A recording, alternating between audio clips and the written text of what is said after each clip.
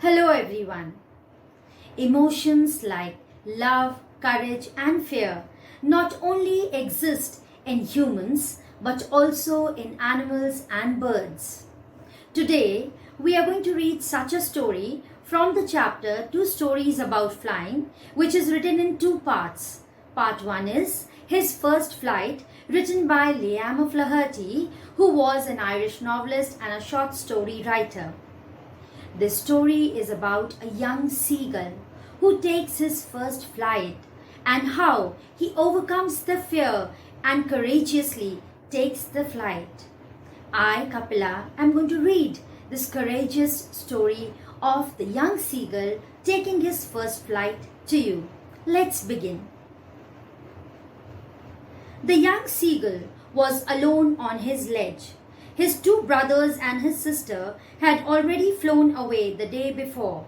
He had been afraid to fly with them. Somehow, when he had taken a little run forward to the brink of the ledge and attempted to flap his wings, he became afraid. The great expanse of sea stretched down beneath, and it was such a long way down, miles down. He felt certain that his wings would never support him, so he bent his head and ran away back to the little hole under the ledge where he slept at night. So the story begins with the first attempt of the young seagull. He comes to the brink, the end of the ledge, but before taking the flight, the fear crept inside him. And once fear creeps inside you, children, you start thinking as if you are worthless. The things, the challenges before you, they seem to be so huge that you feel you will not be able to overcome them. The same happens here with the young seagull. He thinks that the great expanse of the sea, everywhere it was sea and sea, and the height of the cliff that was miles and miles, it was appearing to be miles and miles to him because of the fear that had crept into him. And also he thought that the wings would not support him. So he again went back and he went to the hole where he used to sleep. Even when each of his brothers and his little sister, whose wings were far shorter than his own, ran to the brink, flapped their wings and flew away, he failed to muster up courage. Muster up is gather up courage. To take the plunge. Plunge is the dive, which appeared to him so desperate. His father and mother had come around calling to him shrilly, upbraiding him, threatening to let him starve on his ledge unless he flew away. But for the life of him, he could not move. So you know what happens at home also when we are not doing anything. Then first the parents, they treat us with love and then they start scolding, and slowly and gradually the scolding turns into taunting also. So the same tactics were being applied by the parent seagull, and they started shrilling, shouting and upbraiding, saying bad words and not giving food to the baby seagull so that the baby seagull may take the flight and it may survive. So that is why they were doing so, because they really wanted the seagull to fly and survive. That was 24 hours ago. Since then, nobody had come near him. The day before, all day long, he had watched his parents flying about with his brothers and sister, perfecting them in the art of flight, teaching them how to skim the waves and how to dive for fish. He had, in fact, seen his older brother catch his first herring and devour it. Herring is the name of fish, and devour is gulp it, eat it, standing on a rock, while his parents circled around, raising a proud cackle. They were very proud because the brother was able to catch the first fish. He was able to learn how to make a dive and how to be there on the waves. So all that he was seeing, but he did not gather the courage. And nobody was talking to him, neither the parents nor the brother and sister, but still he remained there and he did not take the step for the first flight because of the fear that was inside him. And all the morning, the whole family had walked about on the big plateau midway down the opposite cliff, taunting him with his cowardice. So obviously, why they were doing that, why they were taunting him, because they really wanted that maybe after hearing all these ill words, he would feel ashamed and embarrassed, and maybe he takes the first flight. So that is the reason why they were taunting the whole time, the whole day, or sitting on the plateau that was there near the cliff. But no, it was all in vain, and the young seagull did not take his first flight. The sun was now ascending the sky, blazing on his ledge that faced the south. He felt the heat because he had not eaten since the previous nightfall. So because of the hunger that was there, he felt the heat of the sun also. He could not help. The parents were not coming to him, and neither were the brothers and sisters. He stepped slowly out to the brink of the ledge, and standing on one leg with the other leg hidden under his wing, he closed one eye, then the other, and pretended to be falling asleep. Still, they took no notice of him. He saw his two brothers and his sister lying on the plateau, dozing with their heads sunk into their necks. His father was preening the feathers on his white back. So the brother and sister, they were resting over there. The father was making his feathers, he was cleaning his feathers, he was doing that, and nobody was paying any attention to him. He was trying to grab their attention, so he came by the side of the ledge and he acted as if he was sleeping, but nobody took notice of it. Only his mother was looking at him. She was standing on a little high hump on the plateau. Her white breast thrust forward, so the breast was coming out in that protruding, that way it was, and only she was the one who was looking at him. Now and again she tore a piece of fish that lay at her feet and then scraped each side of a beak on the rock. The sight of the food maddened him. How he loved to tear food that way, scraping his beak now and then to wet it. So he loved to eat the food and tear the flesh that was given by the mother, and there the mother was tearing the fish into pieces. So he was getting mad out of the hunger and of the heat that he was feeling because of the hunger. So he really wanted that the mother should come and give the food to him.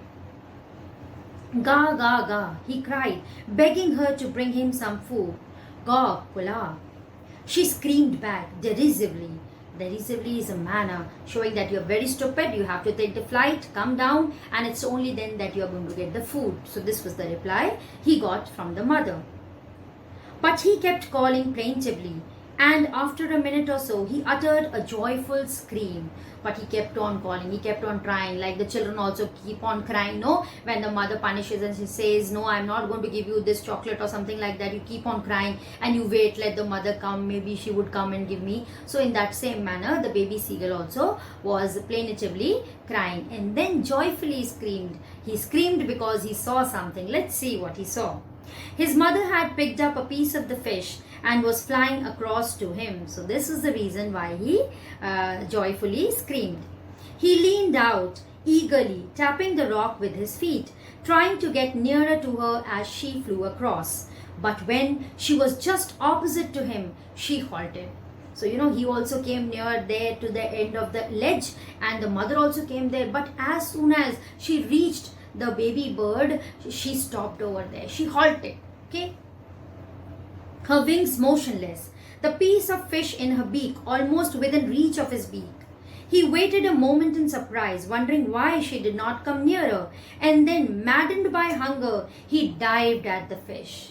So he was wondering why the mother is standing there, only she has stopped the motion of the wings and she's not coming near to me. She was very near to him, but she was not giving the fish. But anyways, he just wondered, he was taken aback, he was surprised, but because of the madness that occurred in his mind, because of the hunger that he had, he could not think of anything and he just took a dive at the piece of the fish in the beak of the mother. With a loud scream, he fell outwards and downwards into space. Then a monstrous terror seized him, and his heart stood still. He could hear nothing, but it only lasted a minute. So obviously, because he took a dive, mother went away from there, he jumped there and he was falling down and down. So it was a terror, fear was there inside him. So the terror had seized him from everywhere. He was surrounded by terror. It appeared to him as if his heartbeat had stopped and he was not able to hear anything. But all this was only momentous, right? It was only for a minute there. The next moment he felt his wings spread outwards. The wind rushed against his breast, feathers, then under his stomach and against his wings. He could feel the tips of his wings cutting through the air. He was not falling headlong now. He was soaring gradually downwards and outwards. He was no longer afraid because he was soaring. So now that fear, he had overcome that fear. He just felt a bit dizzy, a little bit of churning of the head that was happening, a little dizziness was there. Then he flapped his wings once and he soared upwards. Ga, ga, ga, ga, ga, ga, ga, kula. His mother swooped past him, her wings making a loud sound. He answered her with another scream. Then his father flew over him screaming. He saw his two brothers and his sister flying around him, cavorting and banking and soaring and diving. So they were all surrounding him. They were all flying around him only. They were all giving applause in their manner of screaming. They gave screams, and this was a way of applauding and giving him congratulations that he had taken his first flight. The two brothers, sister, father and mother all were really happy, and this is how they celebrated. Then he completely forgot that he had not always been able to fly, and commended himself to dive and soar and curve, shrieking shrilly. So because of all the support of the family members, he completely forgot that it was his first flight and he never knew how to fly, and he began to soar and dive, and he began the techniques of flying. He was near the sea now, flying straight over it, facing straight out over the ocean. He saw a vast green sea beneath him, with little ridges moving over it, and he turned his beak sideways and cawed amusedly. So now he saw that he was very near to the sea, and he cawed amusedly. His parents and his brothers and sister had landed on this green flooring ahead of him. They were beckoning to him, that is, calling to him. Calling shrilly, he dropped his legs on to stand on the green sea. His legs sank into it. He screamed with fright and attempted to rise again, flapping his wings. But he was tired and weak with hunger, and he could not rise, exhausted by the strange exercise. His feet sank into the green sea, and then his belly touched it, and he sank no farther. So his feet, they sank, but when the belly touched the sea, he did not sink further. He was floating on it, and around him his family was screaming, praising him, and their beaks were offering him scraps of dogfish. He had made his first flight. So this is how he courageously took his first flight. He had to overcome the fear that he had inside him, and he had to take courage to take the first flight. Now that courage was not there automatically. It had to be brought through a situation. So the situation was brought by the mother, and in that situation he could not help except being courageous. So this is how we should be doing in life too. Now let us do the exercise. Question 1. Why was the young seagull afraid to fly? Do you think all young birds are afraid to make their first flight, or are some birds more timid than others? See, the young seagull was afraid to fly because as he came to the brink of the ledge, he saw the expanse of the sea. He saw miles and miles was the height down the cliff, and also he thought that the wings would not be able to support him. So this fear crept into his heart, and that is why he became afraid of flying. And the other birds, baby birds, they might be afraid, some might be afraid, and some might be more afraid of taking the first flight, right? That is it. Then again, there is, in continuation, there is another question here. Do you think a human baby also finds it a challenge to take his first steps? Yes, a human baby also finds it challenging to take his first steps, because he or she takes months to learn the art of walking or taking steps. And that also after falling so many times and with the help of the elders. Question 2. The sight of the food maddened him. What does this suggest? What compelled the young seagull to finally fly? The sight of the food maddened him. This line suggests that he had not eaten food for a long time and he was really very hungry. That is why he got mad at the sight of the food. And because the mother came very near to him with a piece of fish in her beak, the young seagull got mad as she stopped and did not give the food to him. And that is the reason why he took a dive, and in doing so he fell down and unknowingly he made his first flight. They were beckoning to him, calling shrilly. Why did the seagull's father and mother threaten him and cajole him to fly?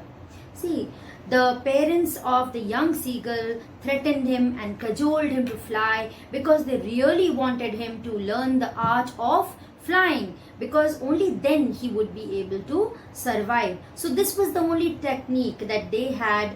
By threatening and cajoling only they could do that, because they had tried all the love and pampering earlier. So anyhow, if they would not give the food and threaten him, maybe he would take a step ahead and maybe he would learn how to fly. Next question. Have you ever had a similar experience where your parents encouraged you to do something that you were too scared to try? So this question, anything, maybe when you learn how to ride a bicycle, or maybe when you learn the art of swimming, you describe that, okay? Now, again, the next question is related to this question only. Now here, the art of flying, that has to be successful. You know, a baby bird has to learn the art of flying. So it is written over here that it's a foregone conclusion. But was it the same with you also when you were learning any art, maybe riding a horse or a bicycle or something like that? Okay. Now, the next two questions are your homework. You have to prepare a presentation of any of the 4 topics that are given over here. That is progression of models of airplanes, progression of models of motor cars, birds and their wingspan, migratory birds, tracing their flights. So any one topic, whichever seems interesting to you, you prepare a presentation on it. So this is your homework, and the next question also is your homework. Write a short composition on your initial attempts at learning a skill. So any skill, maybe swimming, riding a bicycle or a horse riding, or maybe driving a car, or any other skill for that matter, whatever skill you tried to learn, what kind of attempts did you make and what was the experience? If you want to make it a little humorous, you can make it a little humorous also. Okay, so this story was a story of overcoming the fear that was there in the young seagull to take his first flight. We would meet in some other video with some more courageous stories. Till then, take care.